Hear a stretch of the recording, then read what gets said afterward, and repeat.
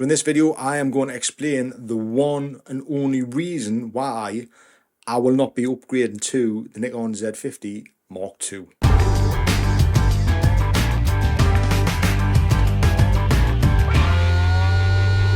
So now all of the hype and the focus has kind of settled a little bit on the Z50 Mark II. I thought I'd jump in, make this video, because there's been a lot of chatter in the forums on Facebook about whether to upgrade or not to the Z50 Mark II. Now, I'm not going to make you wait until the end to tell you what my one reason is why I'm not going to upgrade. Do stick around till the end, because I will be explaining why I think the Mark II is a brilliant buy. So the main reason I will not be upgrading to the Z50 Mark II is solely down to the flip out screen.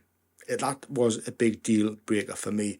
Now I know a lot of people like that, but for me the only one use of that flip out screen really is to record yourself like I am now, and I'm actually recording on the Z30, which I actually love this camera, but this camera's only purpose really is to sit there and record a talking headshot.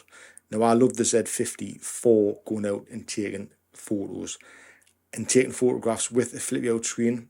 I just cannot get away with it. It doesn't seem right, and it's not a comfortable use of the camera itself. If the screen's flipped out to the side and you're trying to position it and trying to get that on, it just feels very, very awkward. I love the flip out screen because you can actually just look down. It's almost like you're viewing through, say, a Rolleiflex camera or the Lubitel 144, which I've used lots. It's a more refined way of taking photographs, a more comfortable way of taking photographs. So that is the only reason why I will not be upgrading to the Nikon Z50 Mark II, albeit that the Mark II is a fantastic camera for the buy. Now I want to touch on the sensor. There's been a lot of chatter as well regarding the sensor, and how a lot of people were disappointed with the sensor not being swapped out. I've got to say, I owned the Nikon D500, and that was a fantastic camera. And back then, the DSLR days, that was probably the best autofocus I had ever used in terms of for wildlife photography. Absolutely phenomenal. And I do feel right now that that's what they're going to be getting in the Mark II version, especially with the X-Speed 7 processor built into that and the autofocusing coming from the Z8. It's going to be phenomenal. But the sensor itself, I found that to be one of my favourite APS-C sensors. I thought the image quality that those cameras produced was absolutely fantastic. It was beautiful. It was so nice. And at the end of the day, that's what we're buying cameras for, is the image quality. And it was second to none. So to have that same sensor in the Mark II, for me, that's a good move. You don't need a new sensor, not when a sensor of that quality is producing images as good as it does in the Z50 and the D500. There was no need really to improve the sensor. You're still getting those lovely colours and that lovely feel to the images.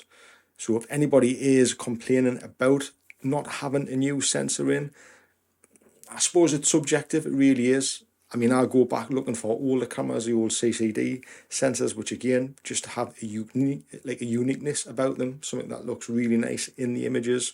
You can't quite put your finger on it, but the look of the image says something, and I think you get that with the D500 sensor, the old D500 sensor. We're talking about 10-year-old sensor in a new camera, and for me, I'm not complaining about that. That's fine, because I know what you're going to get out of there is going to be quality. So if you're somebody who is looking at upgrading or looking to step into the APS-C market and thinking about buying the Nikon Z50 Mark II, should you? Well, I suppose you've really got to ask yourself these questions. Is what you're going to use it for on a day-to-day basis, and what is it you want to get out of the camera?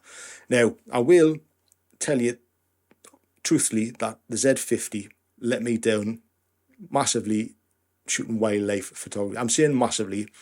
In burst modes, it didn't capture the image, every image sharp, not like the Z8 does, and that was the only downside to the Z50, is that it was brilliant for everything.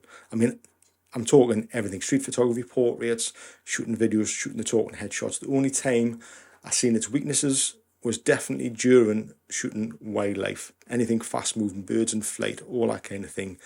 If you stuck to single point AF, like back in the old day, you'd grab the shot, no problem. But if you're talking about tracking the subject and taking multiple shots, that's when it fell short. Now, I do feel that this new Mark II, the Z50 Mark II, you will not fall short in those areas, because coming from the it's coming from a Z8 user who's used the Z8 and used that autofocus system.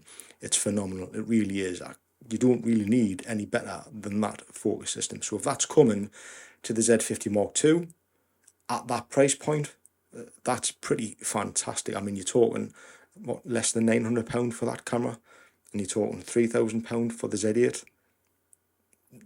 That's a big chunk of money you could save and spend on some kind of glass or a new lens, a new accessory for the camera. So that's a lot of money saved. So bear that in mind.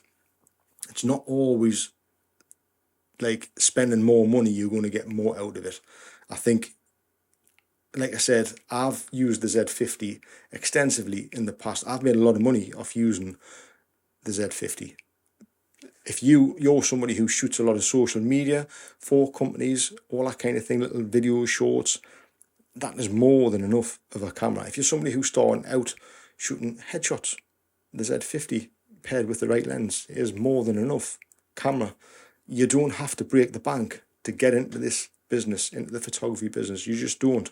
And this camera, hands down, even the Z50 Mark I will do that for you. It will hands down do that for you.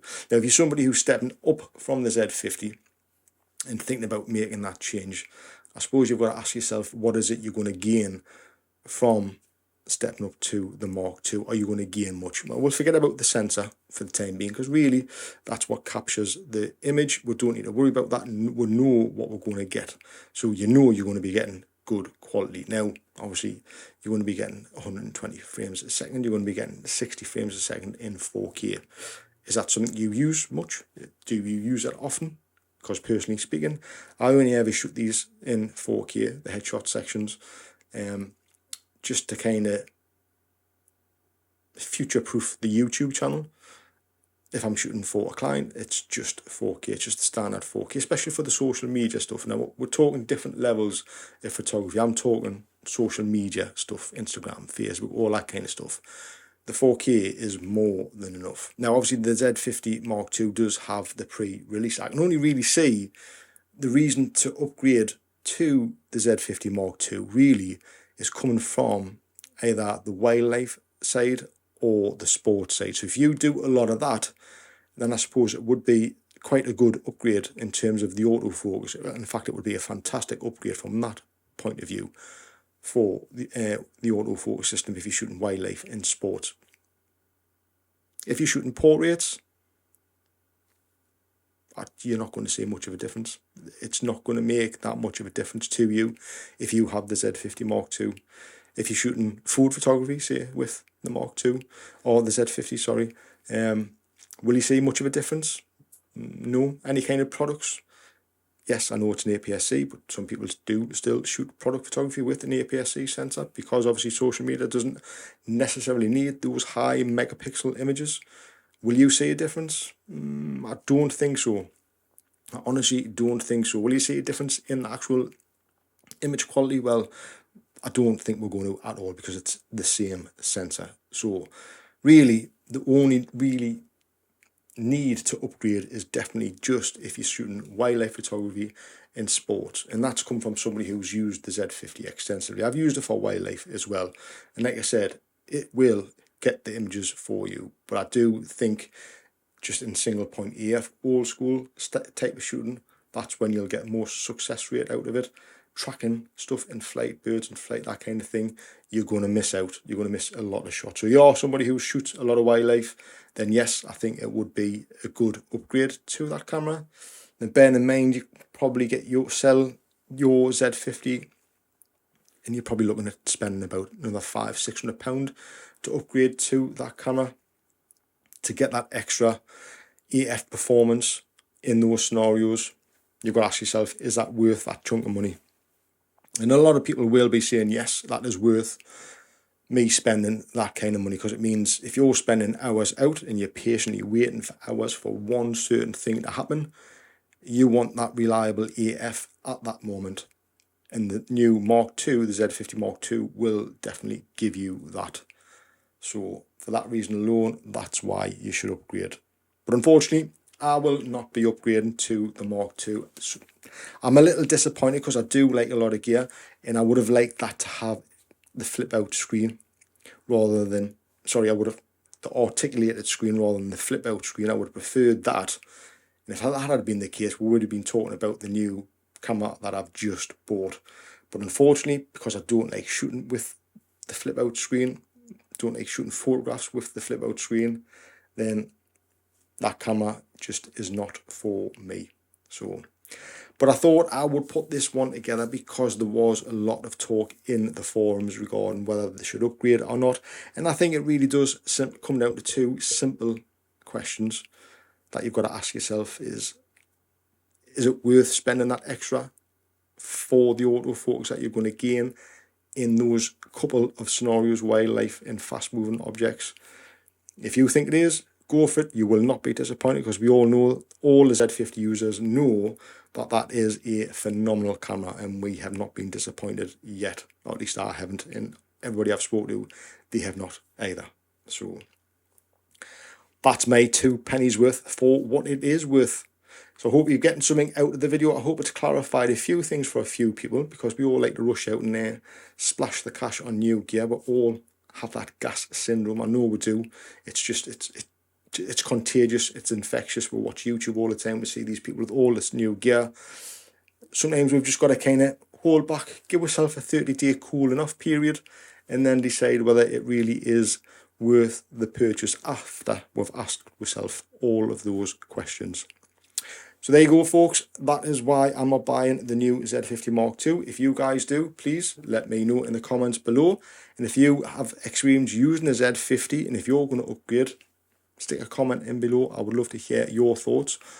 So with that being said, thanks for watching, and I will see you guys in the next one. See you then.